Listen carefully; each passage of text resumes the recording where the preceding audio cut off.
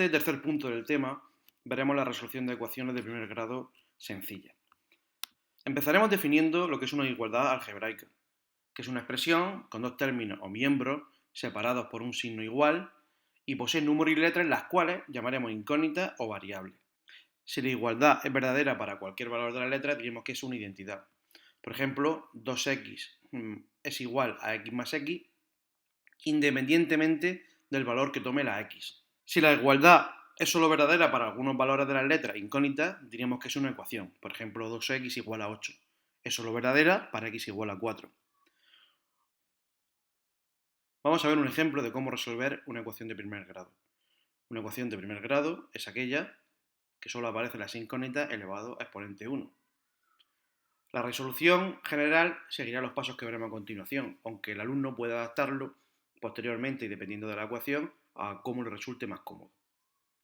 Como procedimiento general, como decíamos, se deben seguir los siguientes pasos. Si partimos de la ecuación 4x menos 2x menos 5 igual a 6 menos 2 menos x, lo primero que tenemos que hacer es reducir los términos semejantes cuando sea posible cada lado. Por ejemplo, 4x menos 2 se puede simplificar y lo transformamos en 2x, puesto que 4x menos 2x es 2x, en la parte izquierda del igual. En la parte derecha también se puede simplificar restando 6 menos 2 y tenemos 4.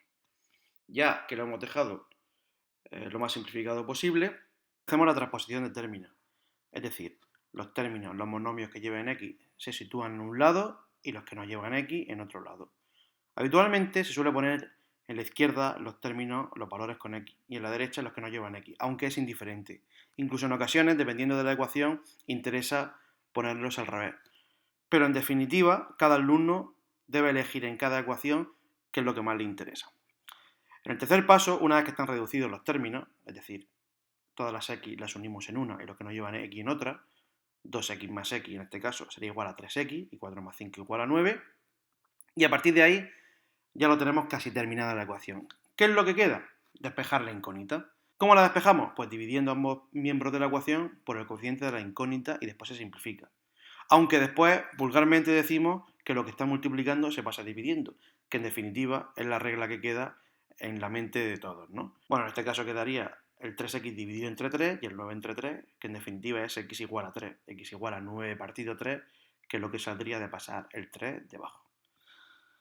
Bien, hemos terminado la ecuación de primer grado, pasamos ahora a la traducción de situaciones del lenguaje verbal al algebraico y viceversa, es decir, cómo pasar situaciones normales, habituales en la vida, al lenguaje algebraico con incógnitas y al revés.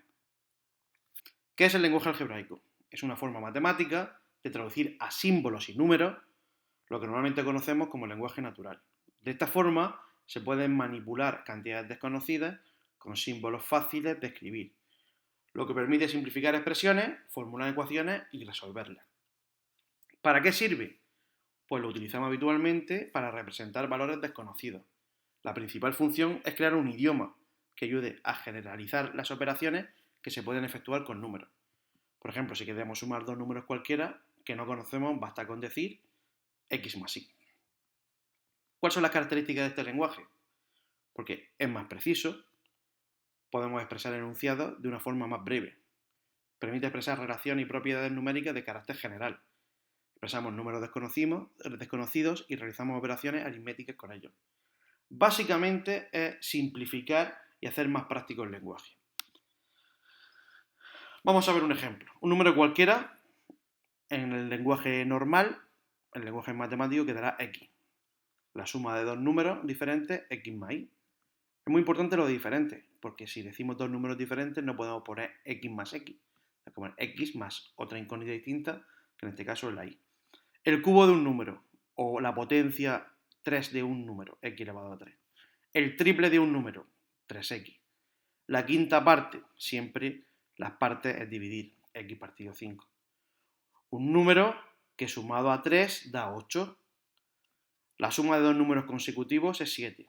X más 1, puesto que los números consecutivos se diferencian en una unidad, es 7. X más 1 igual a 7.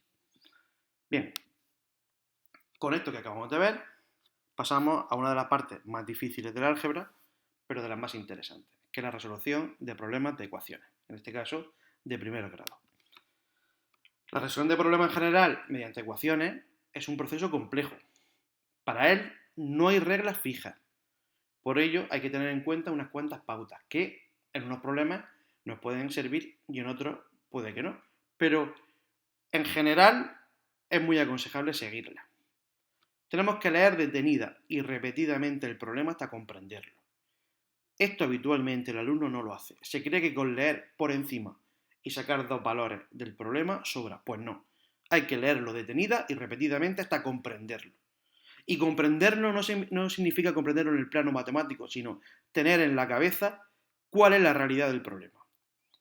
Segundo es anotar los datos y preguntas del mismo. Tenemos que traducir el problema al lenguaje matemático y esquematizado.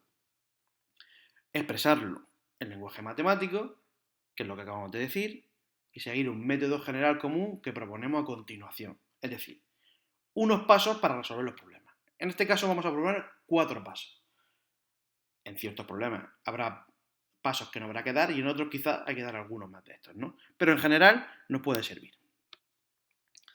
Primer paso, comprender el problema. Segundo, plantear el problema en lenguaje algebraico. Tercero, resolverlo. Y cuarto, comprobar y especificar la solución.